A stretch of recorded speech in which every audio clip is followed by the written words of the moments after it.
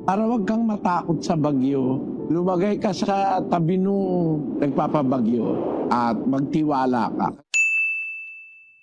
Magandang araw po sa inyong lahat. Sir JR po ng Usap-Usap University at nagbabalik na naman po tayo sa another episode. Actually, dapat iba po yung ating i-upload po ngayon pero dahil nga po sa panahon at syempre nakita ko po sa notification ko na ang lakas ng bagyo at ng habagat so parang nag-combine po kaya medyo delikado po sa mga marami po sa atin nakatira po sa tabi po ng mga karagatan, ng mga squatters area, malapit po sa sapa. Naku, sana po ay safe po kayo dahil talagang malakas po talaga ang bagyo while we are shooting this. And as mentioned nga po, we have to instead shoot a video about calamities, about bagyo, dahil nga po sa literal na panahon po ngayon na maulan po. So syempre marami po mga katanungan patungkol po sa mga kalamidad. Is it allowed by God? Is it the will of God? So yan po yung ating pag-uusapan. Yan po yung ating compilation. Ito po ay compilation ng mga pagtatanong, a little bit of Bible study din po yata, patungkol nga po sa mga kalamidad katulad po ng bagyo. Sa akin pong background sa pag-aanalisa at paghihimay po ng mga argumento, ng mga punto po ni Brother Eli. Ako po ay dating university debater mula po sa MSU IIT sa loob po ng 3 taon. Ako rin po ay nagdebate sa ABS-CBN News Channel at ako ay member ng isang international public speaking organization, ang Toastmasters International. At bago tayo magpatuloy, sana po ay nakapag-like na po kayo. Yan po yung tuition fee po ninyo sa atin pong Usap-Usap University. At sa atin naman pong more than 133,000 po na mga subscribers, maraming salamat po sa mga nag-aabang lagi, sa lagi pong pag-antabay. Ngayon, ang sarap po magkape ngayon. Kasamahan niyo po ako. Let us watch while having a coffee. So ano pang hinihintay natin? Let's go! Sa mundo po walang mangyayari kung hindi pinahintulot ng Diyos. Pero hindi ho lahat ng nangyayari kalooban ng Diyos. Pag sinabi po kasing kalooban ng Diyos, ang ibig sabihin ng kalooban ng Diyos, yung kanyang gusto talaga. Pero meron nangyayari, pinahintulot niya kahit hindi niya gusto. Sa dahilang ang tao po binigyan ng Diyos ng freedom of choice. Pwede kang mamili, gagawin mo yung kalooban niya o lalabagin mo yung kanyang kalooban. Pwede pong piliin ng tao yan, kapatid. Kaya may nangyayari sa mundo, pinahihintulot ng Diyos pero hindi niya gusto. Ngayon, yan pong mga tinatanong yung natural calamities na yan po ay acts of God. Ang tawag dyan sa ibang terminum, force majeure. Yung mga walang makakagawang iba kundi ang Diyos lang. Ngayon, ba't niya ginagawa? Basahin po natin ang Job 9:5. Na siyang naglilipat ng mga bundok at hindi nila nalalaman pagka nililiglig niya sa kaniyang pagkagalit, na siyang umuuga ng lupa sa kanyang kinaroroonan. Pagka nagagalit po ang Diyos, kaya lumilindol. Galit po ng Diyos yan. Kasama na rin yung tidal wave. Pakinggan niyo po sa Amos 9:6. Siya na gumawa ng kanyang mga silid sa langit at kumatha ng kanyang balantok sa lupa. Siya na tumatawag ng tubig sa dagat at ibinubugso sa ibabaw ng lupa. Panginoon ang kanyang pangalan. Tinatawag niya ikain tubig sa dagat, ibinubugso niya sa lupa, Panginoon ang kanyang pangalan. Manifestasyon po yan ng galit ng Diyos kapatid. Bakit? Ano ba ang ikinagagalit ng Diyos sa tao? Pakinggan nyo sa Roma 1:18. Sapagkat ang puot ng Diyos ay nahahayag mula sa langit, laban sa lahat na kasamaan at kalikuan ng mga tao. Dahil sa kalikuan at kasamaan ng tao, nagagalit ang Diyos. Nahahayag yung galit niya by means of natural disasters, ang tawag natin doon. Alam nyo, sinabi ng Diyos sa Ninibe, gugunawin niya Ninibe. Nagsisi po ang Ninibe, hindi niya ginunaw Kaya maiiwasan yan kung magsisisi ang tao Kaya lang ang tao po patuloy na masama Ayaw siyang tumigil sa kasamaan niya. So this will be the natural course of things. Mangyayari po talaga yan sa nakatakdang panahon dahil hindi nagsisisi ang tao sa kanyang kasamaan. Maaari pong tignan natin yan sa dalawang anggulo, parusa dun sa masasama at babala naman sa pwede pang maging dapat sa Diyos. It is both punishment and warning. Ganun po kasi, nagsisilbing warning din yan para sa iba eh. Ang Diyos po kasi kung gumawa, malawak ang kanyang paggawa. Kagaya nung narabalitaan ko, yung mga kapatid natin doon sa lugar doon sa Taiwan, nung magkaroon ng SARS, pati yung hindi interesadong makinig, nagkaroon ng interes eh. So, nakakapagbigay ng warning yung mga nangyayari para dun sa mga natutulog. At yan naman pwedeng parusa dun sa talagang talamak na ang kasamaan. Basahin po natin ang 3 Gs ng Jonas. Pakinggan nyo.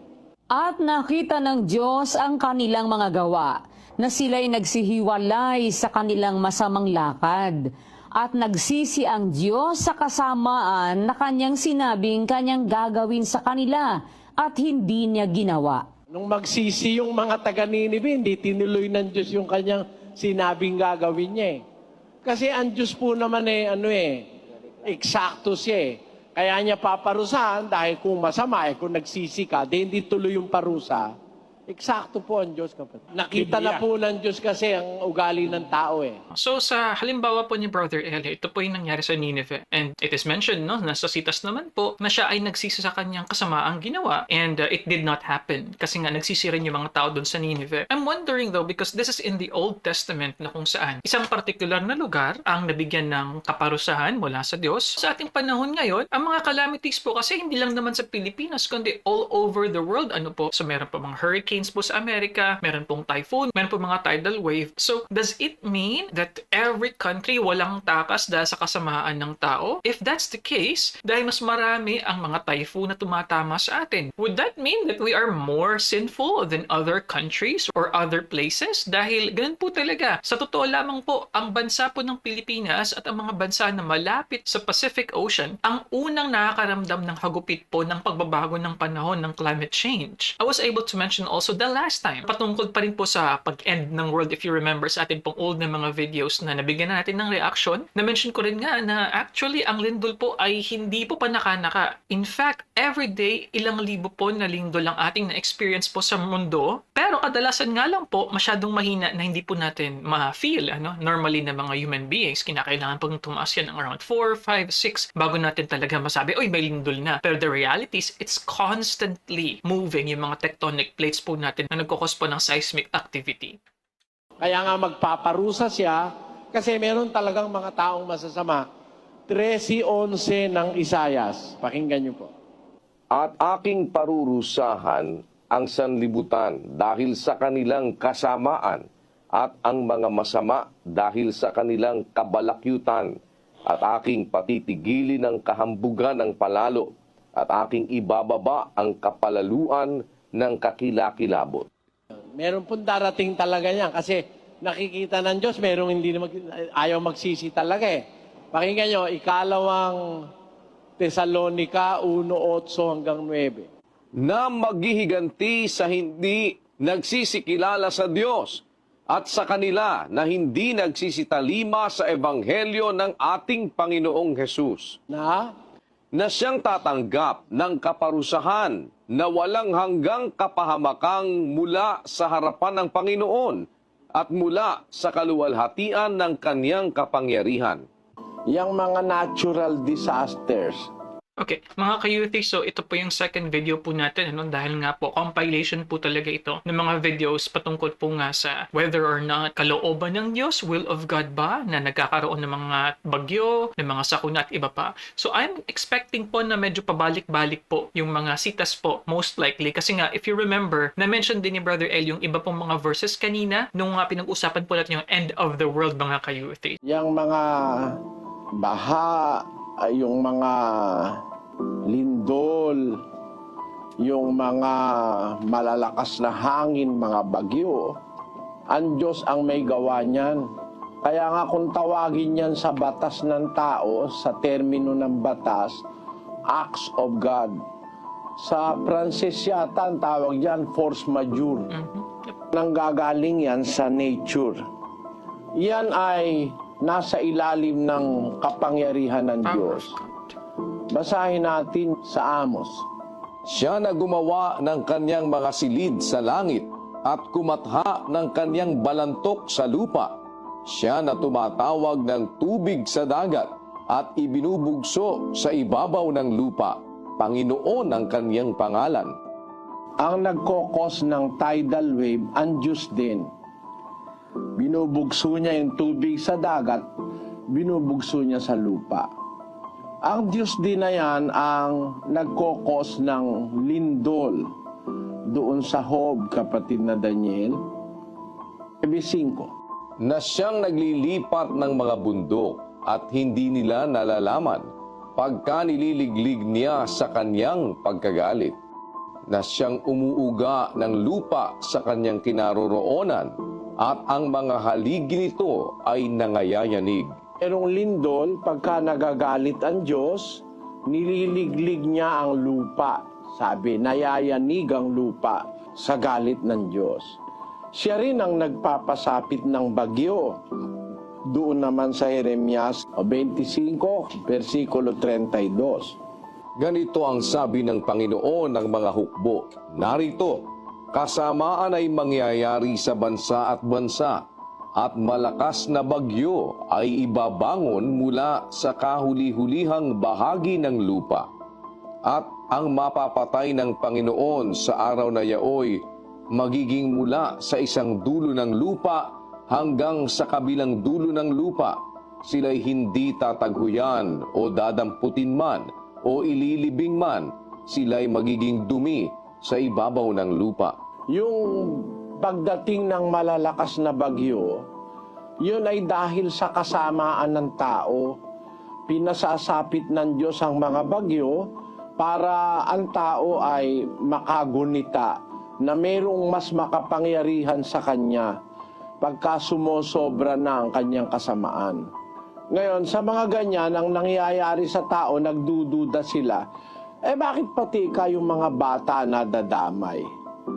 Kasi, siyempre, pag yung magulang ay mamamatay, mas mabuti na yung anak na halimbawa, batang maliit, nakasama nung magulang niya, kasi wala nang mag-aalaga doon, mas nakakaawa. Kagaya nung panahon ni Noe, nung lumubog ang mga tao sa baha, pati mga bata noon nalubog. Pero hindi ang ibig sabihin, yung mga bata napahamak na. Kinuha lang ng Diyos yun. Yung mga bata kasi papunta sa langit yan eh. Yung mga batang mga inosente. Kinukuha na ng Diyos kasi yung kanilang mga magulang makasalanan, masasama, pinaparusahan naman ng Diyos. Merong mga tao naghihinala sa Diyos ng hindi mabuti. Pero hindi tayo dapat mag-isip ng ganon sa Diyos. Ang Diyos ay mabuti, ang Diyos ay laging mabuti. Bakit merong ganyang nangyayari, kagaya ng nangyari dyan sa Iligan? Siguro merong mga ginagawang kasamaan yung mga tao na nadamay.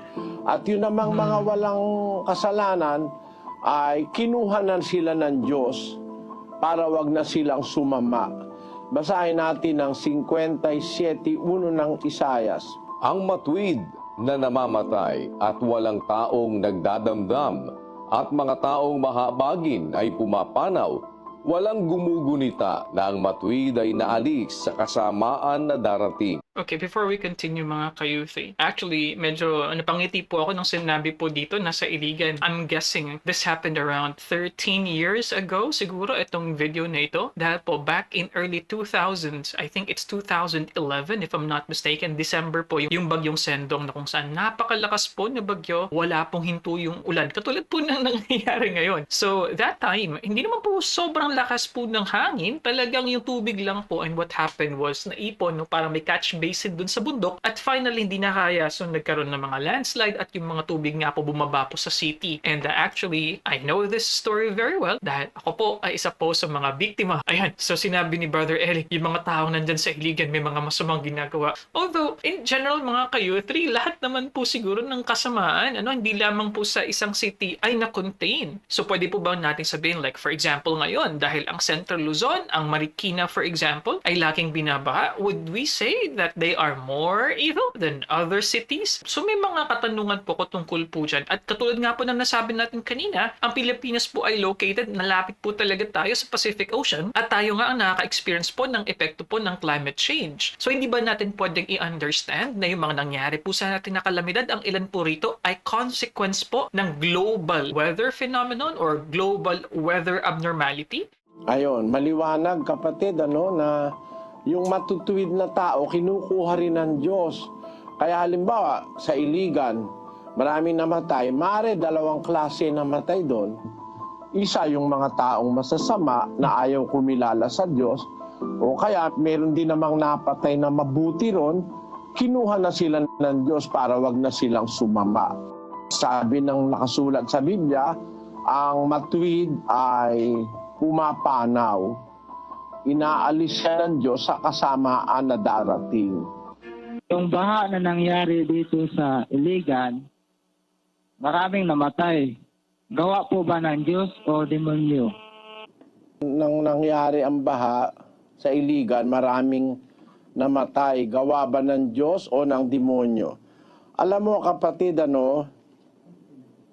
yung mga natural disasters, yung mga baha, yung mga lindol, yung mga malalakas na hangin, mga bagyo, ang Diyos ang may gawa niyan. Kaya nga kung tawagin yan sa batas ng tao, sa termino ng batas, acts of God. Sa Pranses yata, ang tawag dyan, force majeure. Na nanggagaling yan sa nature. Yan ay nasa ilalim ng kapangyarihan ng Diyos. Basahin natin yung sa Amos.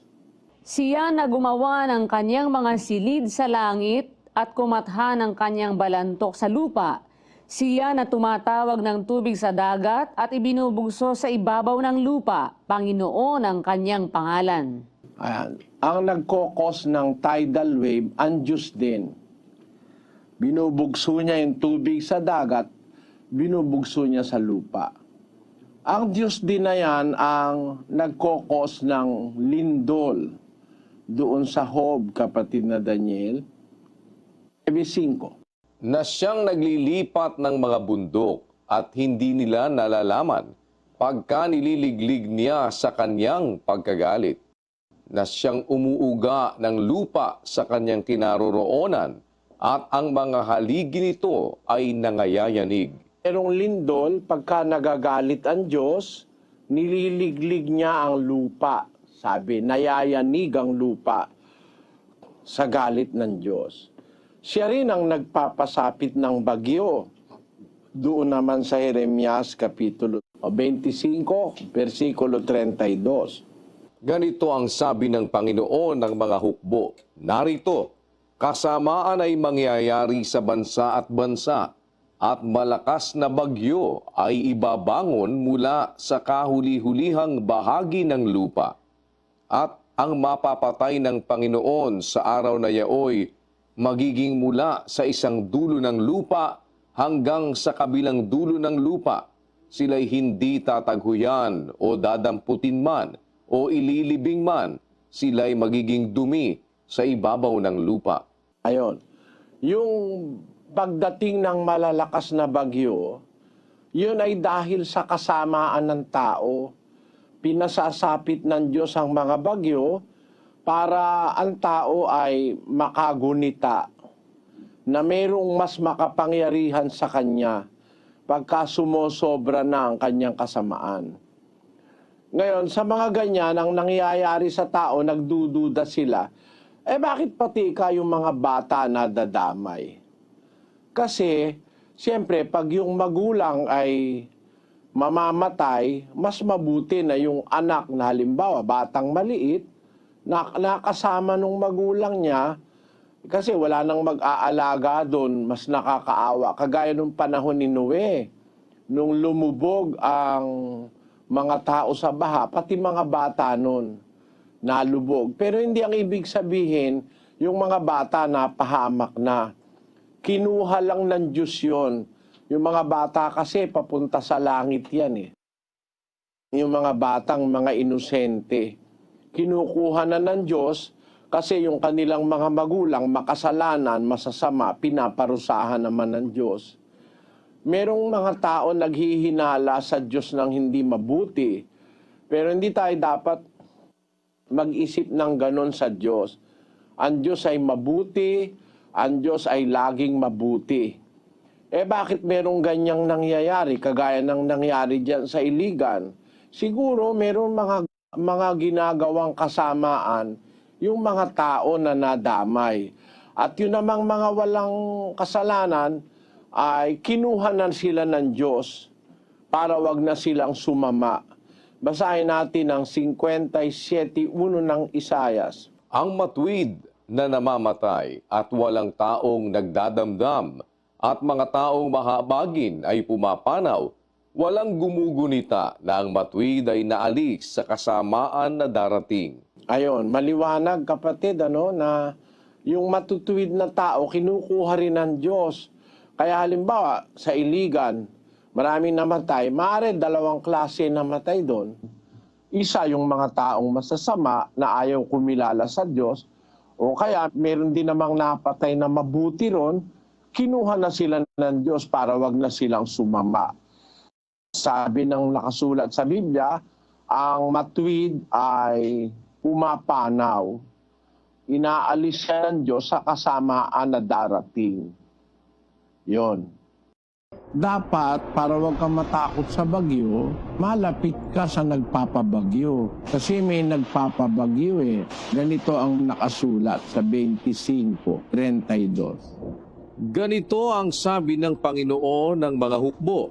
Narito, kasamaan ay mangyayari sa bansa, at malakas na bagyo ay ibabangon mula sa kahuli-hulihang bahagi ng lupa. So dito po, another video na naman po, related pa rin po sa bagyo. Pero sinasabi dito naman nung tanong is dapat bang matakot sa mga bagyo? At bakit daw ito nangyayari? So let's watch further. Although, as mentioned earlier in the previous minutes po ng video na ito, nasabi nga po ni Brother Eli, it's an expression of God's anger. Gayunpaman, ang tanong ko po kanina, ang nangyayari po ba ng mga calamities at all times caused by God? Ang iba po ba ay posible na hindi caused by God, kundi as an effect of what we have done, as to nature, for example. So, gusto kong malaman kasi so far, ang parang naintindihan ko, parang sa lahat ng pagkakataon, kapag tumama ang mga kalamidad, it's really caused by God alone. At least yun ang nagigets ko sa sinasabi ni Brother Eli.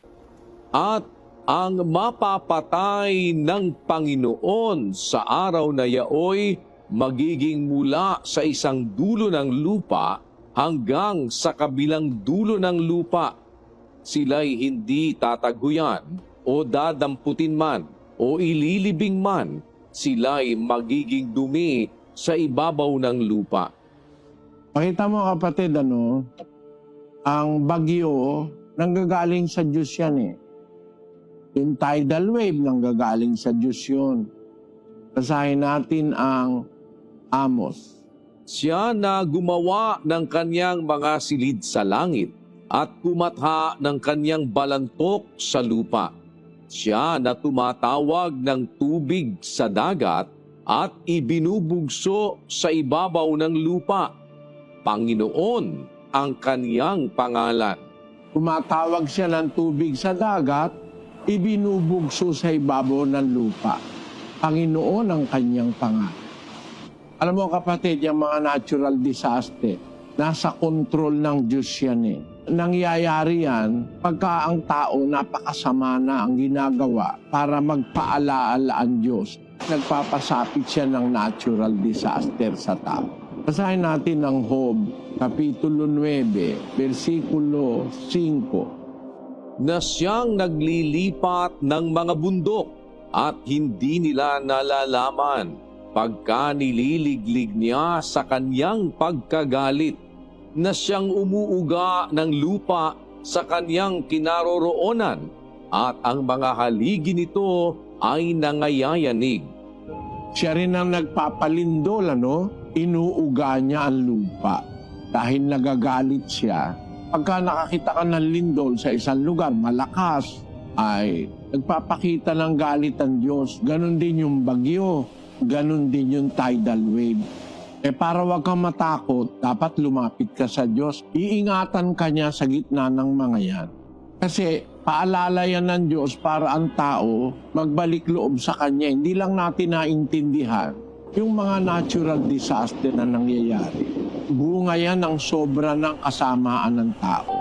Hindi na kumikilala sa Diyos, marami nang ayaw man lang na manalangin sa Diyos, tumasama ng masyado ang tao. Ang ginagawa ng Diyos, nagpapasapit ng mga ganyan para maalala siya ng mga tao. So Brother Eli mentioned that sa earliest part ng video kanina na it has a twofold function. Una, bilang kaparusahan, bilang punishment. At pangalawa, bilang warning na rin, no? Na hindi na gumawa pa ng kasamaan. So yun po ang na-mention ni Brother Eli kanina. These are the things that God, according to him, allowed but he did not necessarily like. But like what I mentioned earlier though, sinasabi kasi dito ni Brother Eli na ang kukos talaga ng typhoon, ng mga tidal wave, ng mga pati earthquake ay ang Diyos. Pero nasabi din po kasi ni Brother Eli kanina that God sometimes would allow some things but He did not like it. Hindi niya necessarily gusto pero inaalaw niya na mangyari. So dito po sa inaalaw niyang mangyari, pwede po ba na hindi siya ang nagkukos pero inalaw niya lang na mangyari na magkaroon ng typhoon, ng earthquake or whatever as a consequence of what we do sa ating planeta dahil hindi natin inaalagaan o inaabuso natin ang ating kalikasan? Pwede po bang ganun mga ka-U3? Kasi remember, Brother Eli mentioned also that humans can choose what to do. Pwede tayong pumiling maging mabuti at pwede rin tayong pumiling maging masama. Tino mo, pag lumilindol, maraming nananalangin. Kaya nga nung bumagyo yung sa Bisaya, no? Tino mo, yung mga puno ng nyog, nung dumating na yung malakas na hangin at tidal wave, nabubunot yung mga puno ng nyog eh. Pero tayong kapatid, nadat nandun sa may malapit sa dagat, wala na siyang makakapitan, kumapit siya, puno ng papaya. Yung mga nyog, natanggal yung puno, nadala ng alon. Siya sa papaya lang nakakapit, hindi siya natamaan, hindi siya nalunod. Ayan, si kapatid na Arlene Verona. Itong kamakailan, may bumagsak na tulay sa Taiwan. Yung kapatid na nandun sa barko rin, awa ng Diyos, naligtas siya dun. Nakaligtas siya sa pagbagsak ng tulay. Kung mag-iisip ka, kaya ang nakapagligtas sa kanya, yung naalala niya yung asawa niya sa Pilipinas, kinuha niya yung cellphone niya, umalis siya dun sa punta dun sa may dulo ng barko.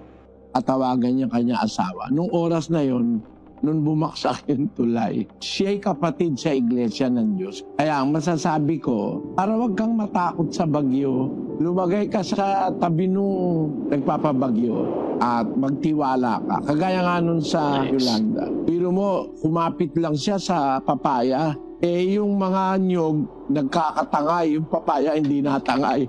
Biglang lumakas yung puno ng papaya.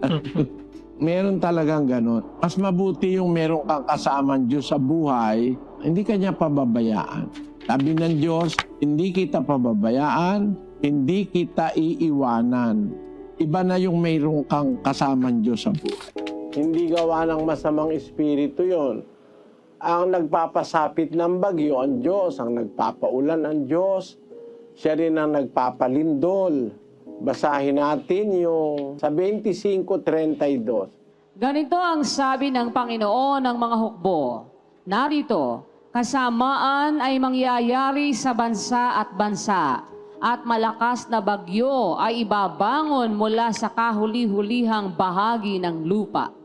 At ang mapapatay ng Panginoon sa araw na yaoy magiging mula sa isang dulo ng lupa hanggang sa kabilang dulo ng lupa.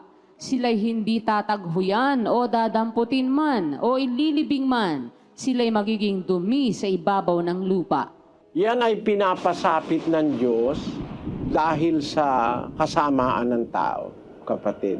Yang bagyo. Yun namang tidal wave, ang Diyos din ang gumagawa nun. Basahin natin yung Amos 9:6.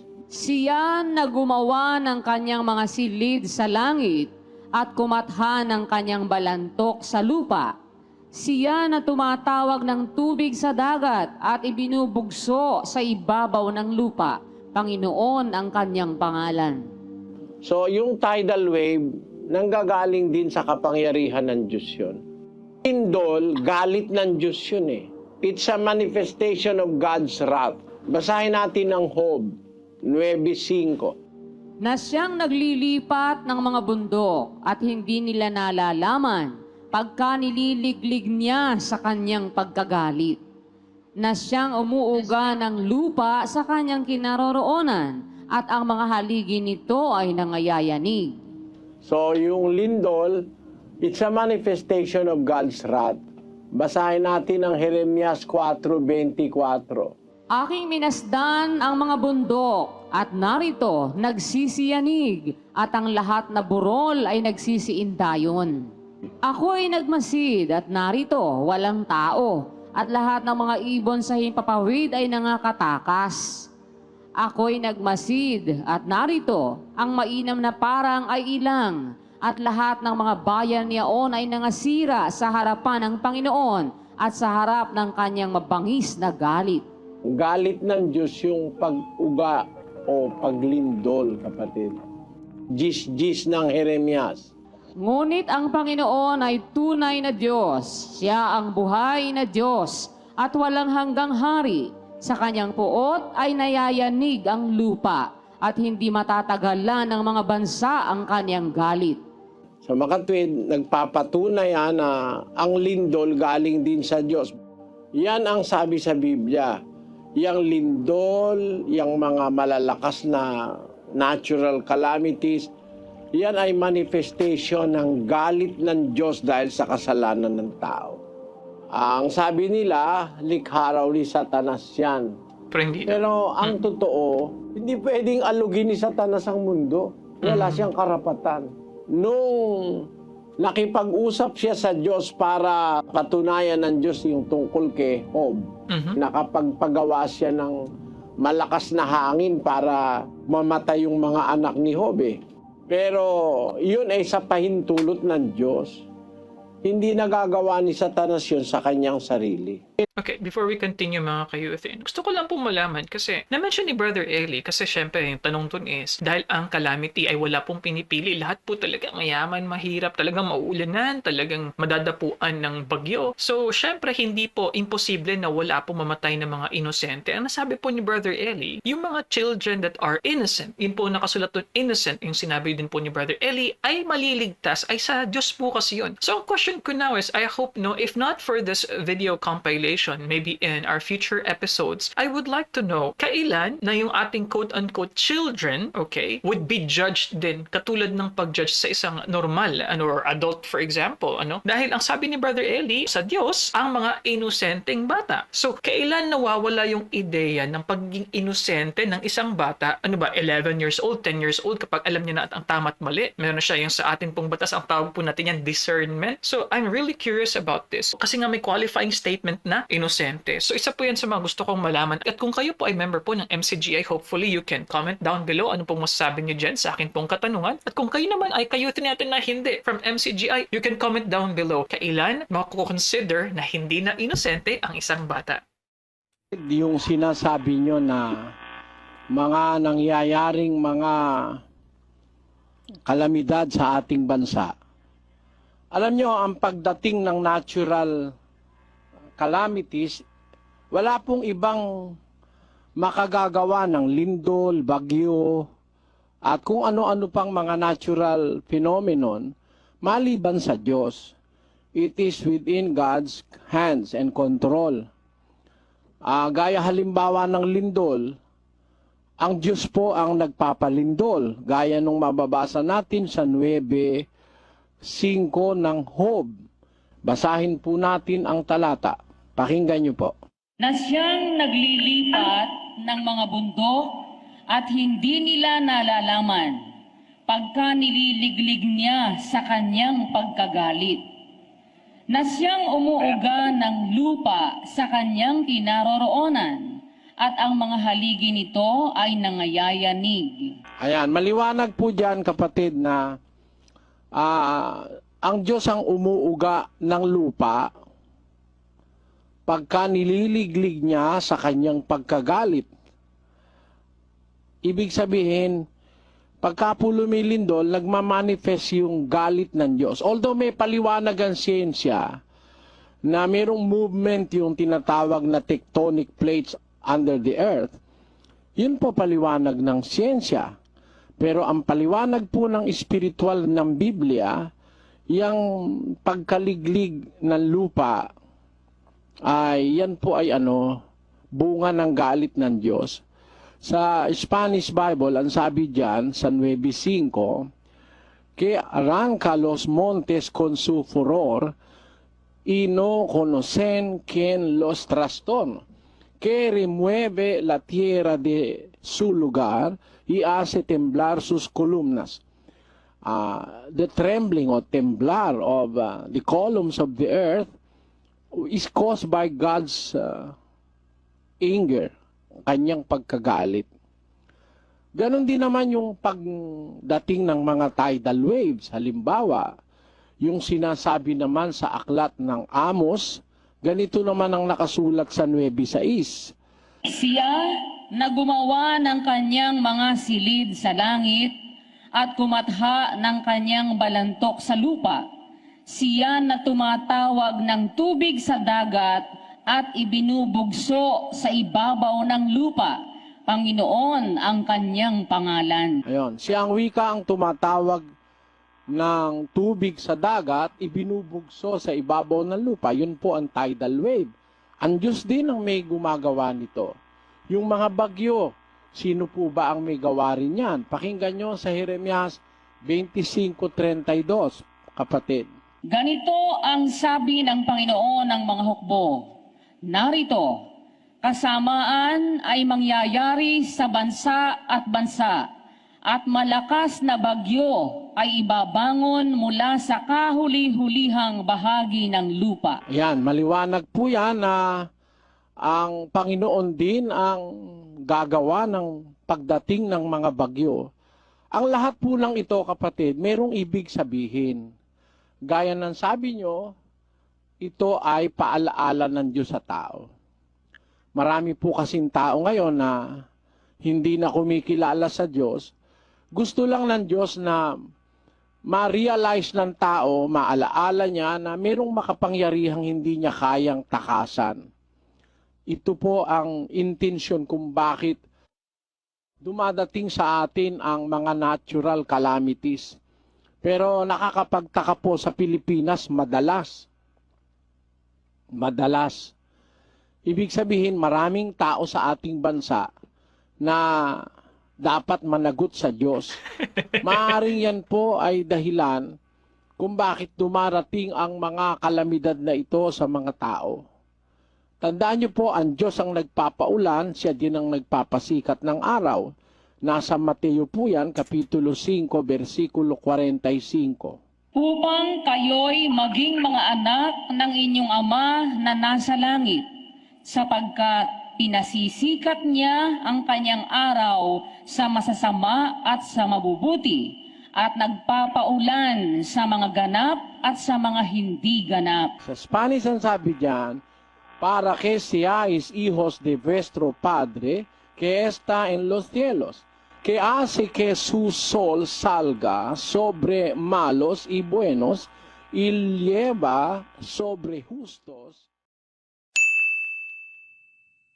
Okay, mga ka-youthie, so dyan po nagtatapos ang ating special episode. Special po ito dahil sinadya po natin na i-match po ito talaga sa experience po ng atin pong mga kababayan po ngayon sa Pilipinas. Lalong-lalo na po sa may Luzon area sa Manila na kung saan napakalakas po talaga ng bagyo ngayon at may combination pa kasi ng habagat. And nakikita nga po natin sa ating notification kanina, so I decided to just cancel the other episode. At ito po yung ating mas dapat na timely na ipakita dahil po syempre marami po ang magtatanong yan as what we experienced with Ondoy, with Sendong, with Frank a long time ago in Iloilo, Panay area. At syempre, hayan, yung bagyong Yolanda na kung saan, probably the strongest typhoon to ever hit. So nagustuhan ko yung sinabi ni Brother Eddie kanina dahil alam natin na ang nagkukos ng earthquake, typhoon, tidal wave ay ang Diyos. So it is just but logical for you to have a close relationship with the person who causes that. Kaya nga, hindi tayo matatakot, sabi ni Brother Eli, kapag ikaw ay malapit sa Diyos, katulad nga ng mga halimbawang nabigay niya kanina, ng mga kapatiran daw po sa Taiwan at saka isa naman sa, yun nga, sa Yolanda nga, sa may Tacloban, sa Marlete area. Ano po? So kayo mga ka-youth, ano pong masasabi niyo sa ating episode ngayon? Sana po ay safe po kayo. Ako naman ay safe naman po ako sa lugar po namin. Maulan po as I am shooting this video. Kaya nga medyo giniginaw ako and I have to wear a bit thicker clothing dahil talagang wala pong humpa yung ulan po since last night. So sana po ay safe po kayo. Mag-ingat po kayo lagi. Huwag niyo pong kalimutan yung mga emergency numbers po ng local government ninyo. Ano po? Prepare yung mga flashlight po ninyo, clothing, a little bit of food. Sa mga dapat po na mag-evacuate mga ka-youth, mag-evacuate na po kayo. Ano po? And always be wise, be careful, and be cautious po mga ka-youth para hindi po kayo mapahamak. And ultimately, of course, it's a reminder for us to be closer to God. So anyway, that's all for our episode mga ka-youth. Maraming salamat po sa inyo pong panonood. Maraming salamat po sa mga nag-share po ng YouTube link natin sa Facebook. So hanggang sa muli po, maraming salamat po. If you like these kinds of contents mga ka-youth, click subscribe. You can also click this video here or this playlist here. And I'll see you guys next time. Peace. Bye-bye.